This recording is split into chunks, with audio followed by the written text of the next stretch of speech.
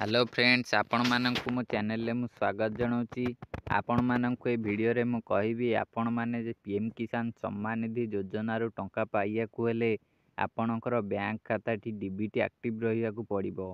आपणकर DBT active अछि कि इनएक्टिव अछि आपण माने किपरि चेक करिवे आपण माननकु एबे मु कहबी। वीडियो को शेष जाय देखिबा सहित वीडियो को गोटे लाइक करंतु, एहा सहित चैनल को निश्चय सब्सक्राइब मध्य करंतु।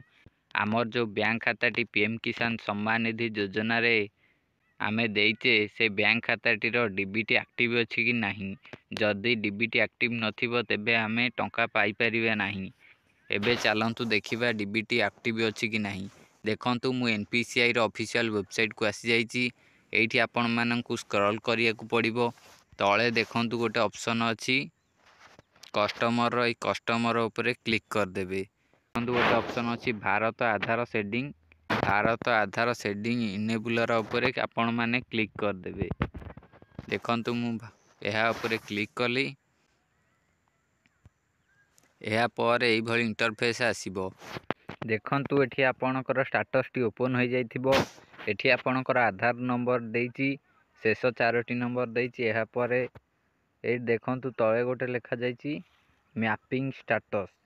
ए जो मैपिंग स्टेटस टी अछि, एई मैपिंग स्टेटस टी जदि आपणकर एक्टिव अछि तेबे जानिबे आपणकर डीबीटी एक्टिव अछि। आपण एई भली आपणकर डीबीटी एक्टिव अछि कि नै चेक करि परिबे। जदि आपणकर बैंक डीबीटी एक्टिव अछि कि नै जानि नांती तेबे एहा को टिके चेक करि नियंतु। जदि इनएक्टिव थिबो तेबे आपण माने टंका पाई परिबेनी।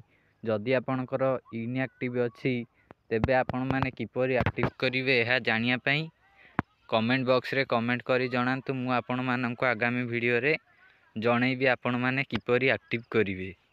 एबे वीडियो को गोटे लाइक करी चैनल को सब्सक्राइब मध्य करंतु। एबे वीडियो को गोटे लाइक करी चैनल को सब्सक्राइब करंतु और पाखेर थिबा बेल आइकन को ऑल प्रेस करंतु।